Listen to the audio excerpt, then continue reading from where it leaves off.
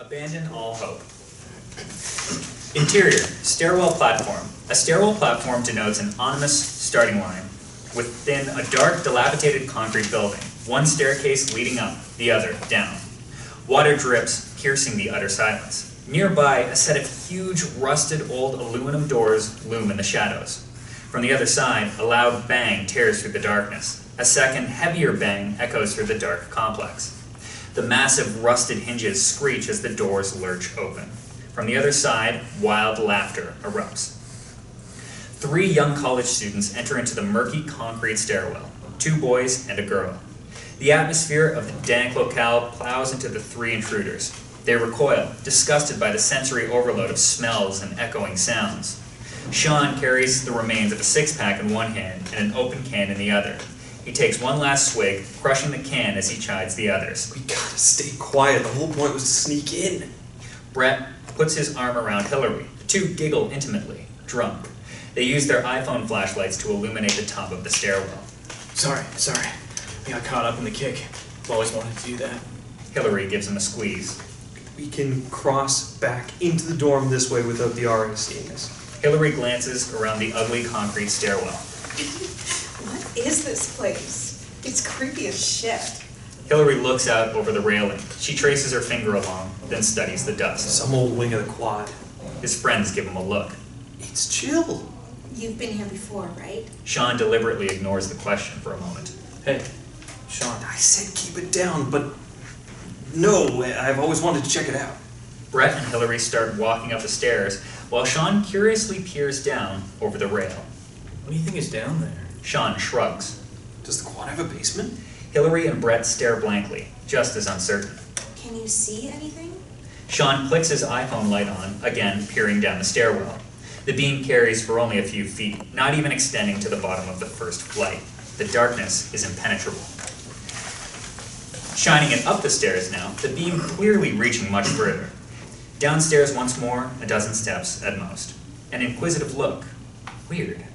Sean pushes past Brett and Hilary, beginning his descent down the stairs. Are we not going back to the... The patter of feet grows more and more faint. Brett and Hilary exchange nervous looks. Dude, come back. Let's get out of here. Maybe there's a way back in down here. Interior, Sean's level. Sean holds his phone in front of him, lighting the way. He turns the camera on to record. Fuck, it's dark. Wait. Shit. Someone's down here. Someone's down here! Interior, Brett and Hilary. Hilary clings to Brett. The 2 are equally terrified. What? Who's down? Dude, someone's hurt. It sounds like a kid. Brett and Hilary recoil. Brett peers over the rail, nervous but concerned. Can't see shit. Sean's footsteps are nearly silent now. I'm calling the cops, man. This is fucked. Do you see anyone? It's a kid crying. Hold on, I'm coming. Brett glances over to Hilary. She's scowling and shaking her head. Should we help? Brett shrugs. Guys, call the police. It sounds really bad. I'm still too far away. Hilary loses her composure. Sean, please come back up. We can call the cops. Just please, can we go? Guys, I think I see... His voice quickly becomes a mix of inarticulate hyperventilation. Holy fuck! Oh my fucking... A crash rips through the stairwell. Brett stumbles back. Hilary screams. Brett, can you please get out of here? Brett fumbles with his phone, fingers trembling as he dials 911. The phone at his ear. Ring. Ring. Sean? Are you okay?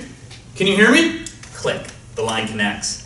Brett begins leaning a little too far over the rail, hopelessly scanning the dark for Sean. Hilary pulls him back. University Police, state your emergency. Yes, my friend. He went downstairs. We heard something in the stairwell. Someone was down there. He's hurt. There was a crash. Sir, please remain calm. Where are you? What stair? From the darkness below, a horrible scream billows up. Sean's voice, but crackly and wet, almost like he's screaming through thick fluid, maybe blood. Sean!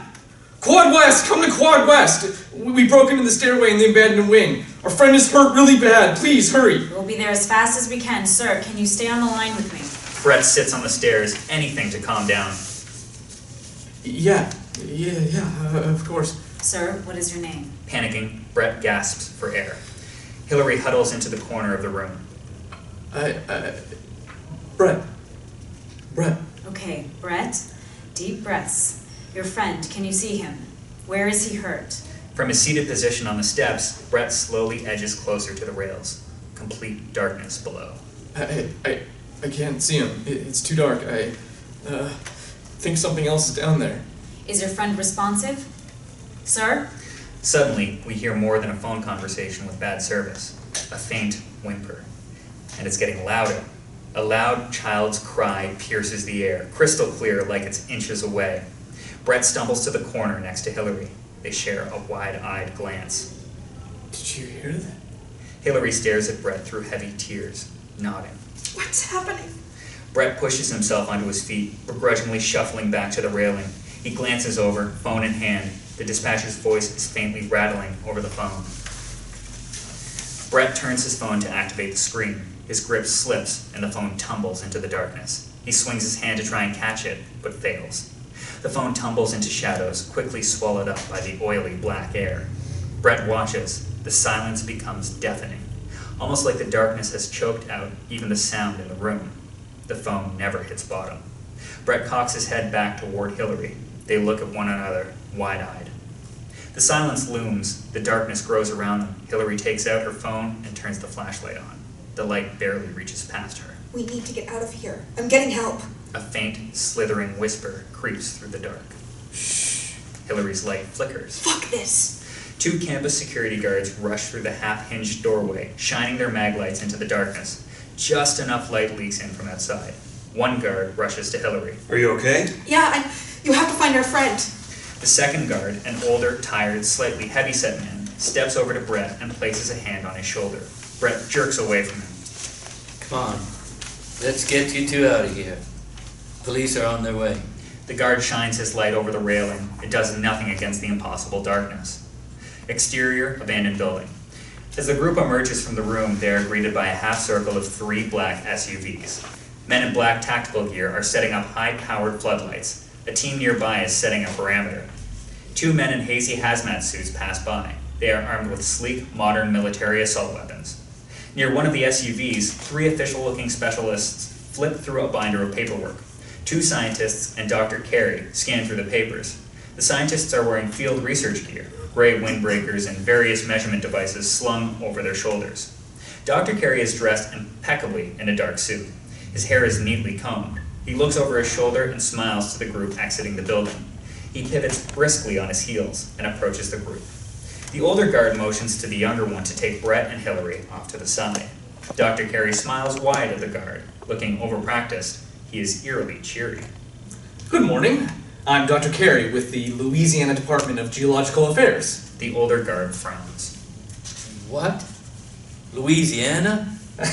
Yes, odd I know, being all the way out here. Dr. Cary maintains an almost unblinking eye contact with the older guard. He smiles sharply and leans in to read the guard's ID. McNamara, pleased to meet you. McNamara nods, absolutely lost in the situation. Who did you say you were with? Ah, the Louisiana Department of Geological Affairs. LDOG. LDOG. McNamara stares blankly. Wouldn't it be L-Dog? Dr. Cary cocks his head, still smiling wide. Yes. We'll have to work on that. That's very good. Anyway, you have a breach. What? A breach. Fracking mishap. That room is no doubt poisonous by now. Noxious natural gases. Shame the door was forced open. Dr. Cary sighs. McNamara squints at him, calling Dr. Cary's obvious bluff. You're here in Texas to deal with a fracking issue? From Louisiana? Dr. Cary nods. Yes. Horizontal drilling. Uh-oh. Do you have anyone else in there? Dr. Cary nods towards the building. McNamara looks back to it, ignoring the question.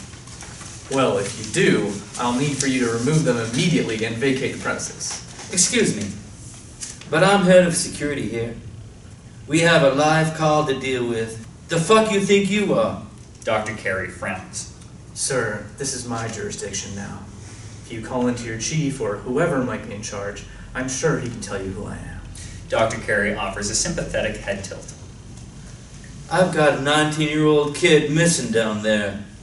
No, you have a drunk teenager who just inhaled a large amount of very toxic natural gases throughout the course of a poorly timed, but entirely organic psychological breakdown. Dr. Cary places his hand on McNamara's shoulder. McNamara recoils from Cary's grasp. College is a confusing time, and kids these days have all sorts of anxieties with leaving home. Dr. Cary offers up an exaggerated, sympathetic frown. We'll make sure if we find him down there that he gets proper treatment. Thanks for all your help. Dr. Cary yanks McNamara's hand up to shake it, before turning and walking rigidly away. McNamara is briefly stunned, but quickly shakes himself out of it. Are you fucking serious? He goes to grab Dr. Cary, already in pursuit of his own agenda. One of Dr. Cary's bodyguards slaps a hard restraining hand on McNamara. The two engage in a momentary stare-down. Sir, please. McNamara caves, clicking his radio. He pauses, a grimace of embarrassment.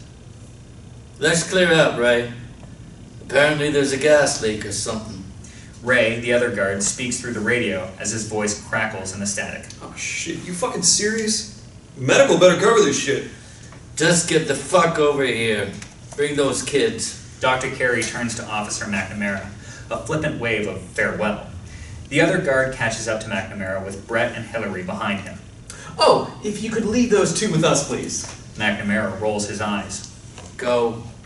Says he needs to decontaminate you or something. Dr. Cary cheerfully nods along with Officer McNamara, which clearly bothers the grizzled officer to no end. What? McNamara purses his lips, holding his anger back. Ray, you go with them. I'll meet up with you after this is all wrapped up. Ray dutifully nods. Dr. Cary interjects. Oh, that's all right, officer. Ray. He was not exposed long enough to be contaminated. McNamara scowls at Dr. Cary. Dr. Cary sighs, motioning for Ray to follow along. Of course. Right this way. Dr. Cary's armed guards escort the three back beyond the motorcade. Ray is flanked by tactical operators on both sides. Ray turns around to share a concerned glance with McNamara, who acknowledges it. Interior, mobile observation van. Dr. Cary and two scientists sit among multiple monitors in a mobile command station, the screens glowing with environmental data gatherings. A bodyguard stands watch, his discipline unbreakable. Dr. Cary navigates one of the screens as he puts his headset on, still eerily cheery. This is Dr. Cary. Check, check, check. Test, test. D9958, do you copy? Interior, stairwell, platform. D9958, late 20s, black, average build, wears a helmet with measurement equipment attached and a backpack. A floodlight in his right hand. His handycam is pointed at his face. Copy. It's fucking dark down here, man. Is your flood lamp functioning properly? D9958 stands on the landing in front of the first step. He flashes his light downward. Despite the intense wattage, it only illuminates the first 9 steps. Everything else, pitch black. Shining the light out the door now and into the former academic building's rotting interior, the light reaches significantly further. D9958 scowls. It's working, I think. It just ain't lighting up these stairs all the way down. Proceed.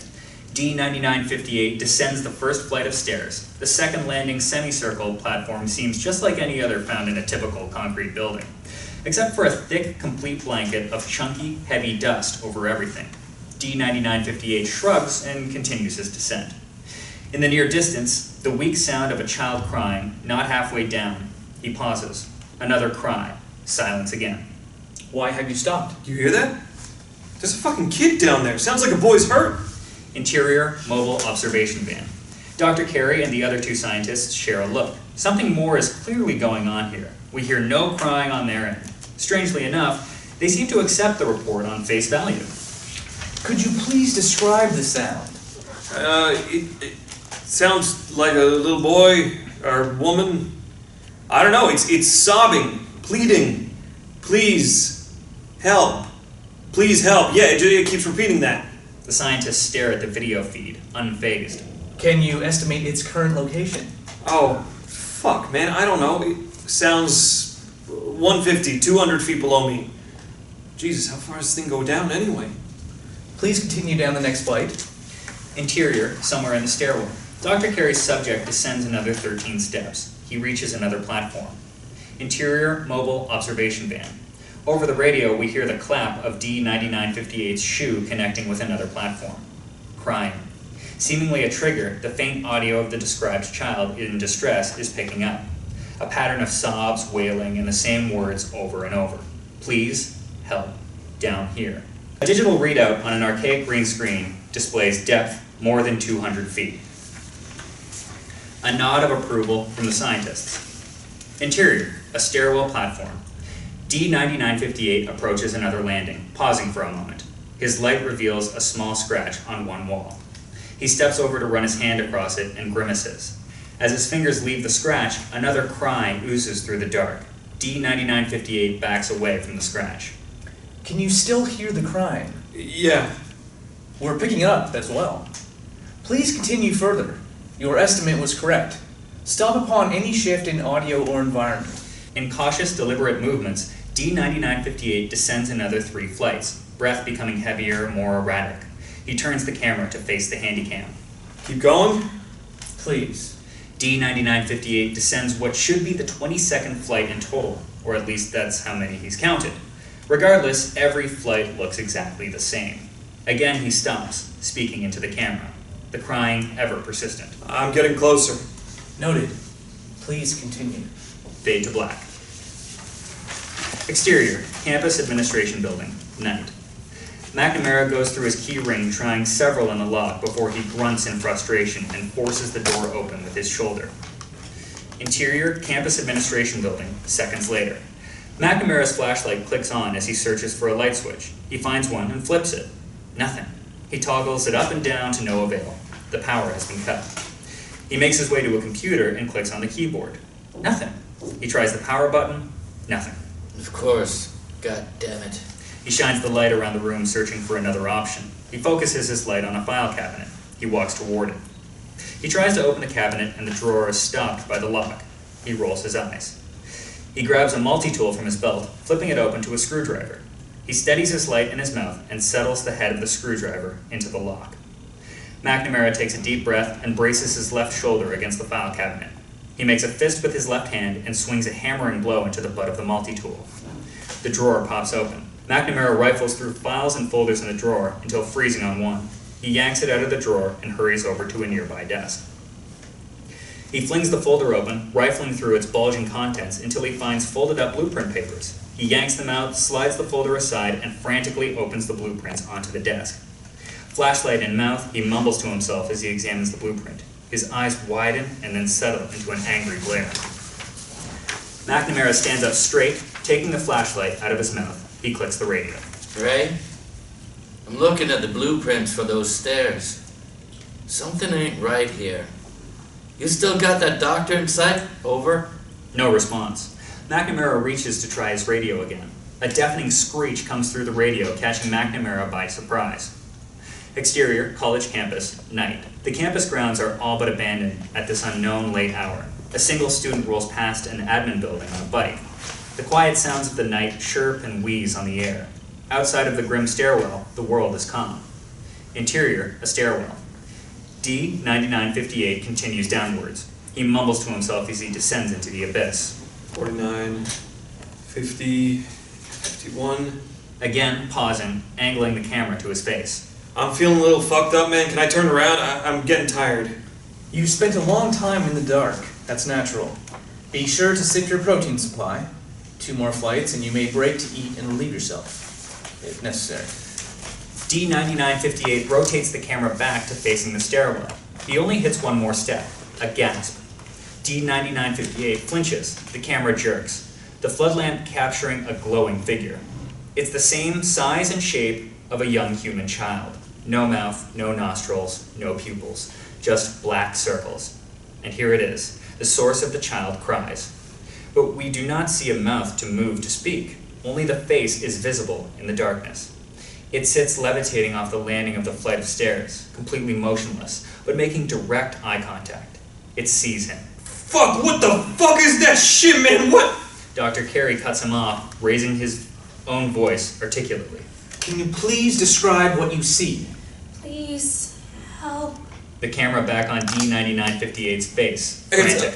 It's some sort of fucking kid thing is looking right at me. Fuck, it's looking right at me! He begins to back away, slowly, one step at a time, camera still on him, crying. Is it moving? Heart racing, breath heavy. D9958 squelches a whimper. No, it's staring at me, fucking creepy motherfucker. Please proceed slowly and illuminate the object more. D9958 does a slow rotation of the glowing figure as he examines it. Once behind it, he then turns the handycam back to his face. D9958 scowls towards the radio. No, fuck that, man. Y'all fuckers gonna get me killed. I'm getting out of here. This was part of your leave agreement. If you do not cooperate, we will send you back to prison. Nah, fuck this. Nope. D9958 speaks into the camera once more, but we see in the background giant tusk-like teeth come into view and open. Stand by. The face lunges towards him. The camera immediately cuts to static and then back to an image as it dangles. D9958 drops the camera. Fuck! Interior stairwell, camera POV. The frame jerking forward and back as it hits across D9958's hip.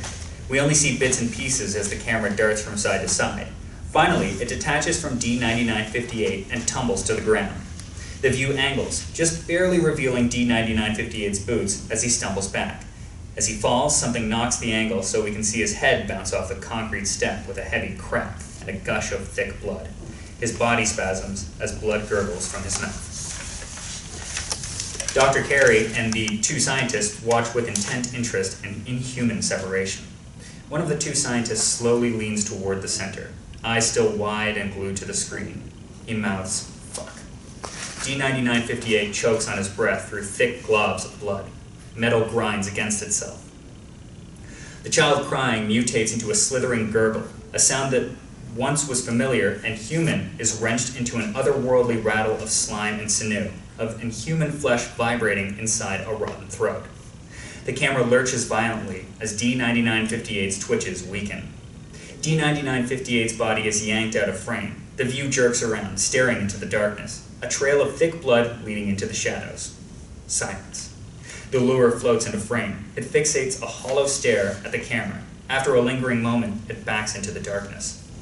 After some silence, the crying begins again. Interior, mobile observation van. The three scientists slowly break from the screens, eyeing each other with a look of interest. They look almost impressed, completely emotionally detached. One scientist clicks a button to stop a timer in the background. The others take notes in their notepads. They all take off their headsets, not wanting to hear it anymore. Dissolve to exterior, portable headquarters, early morning. The armed guards and scientists are packing up their vans and getting ready to clear the area. Officer McNamara approaches Dr. Cary. Dr. Cary slams the back doors of his van shut. Early to rise or up all night? McNamara glares at Dr. Cary and steps in close to confront him. You need to fill me in on what the hell is going on here. Dr. Cary, calm as can be, continues instructing his crew on the pack-up.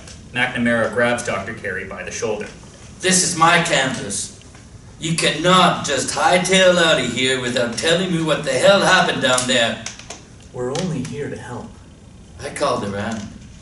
No one knows a damn thing about L-Dog, and no one knows a damn thing about you. Dr. Cary nods along, smiling softly as he takes into McNamara's tough guy moment. I'd wager that has more to do with your incompetence than my dishonesty. McNamara is speechless. He turns away from Dr. Cary. I'm not leaving until you explain to me what the fuck is going on. Tell me who you actually work for. Dr. Cary closes his eyes and nods. He is really listening. I understand your concern, and I appreciate your fervor. Unfortunately, I've already told you everything I can, and I have been honest every step of the way. McNamara turns back to Cary. You don't. That said, I'm happy to tell you that we were able to contain and resolve the issue of the gas. Sadly, we weren't able to find your missing student. McNamara shakes his head. Now, my guess is that he snuck out well before any authorities arrived. Of course, since we've cleared the area, you're more than welcome to go take a look for yourself.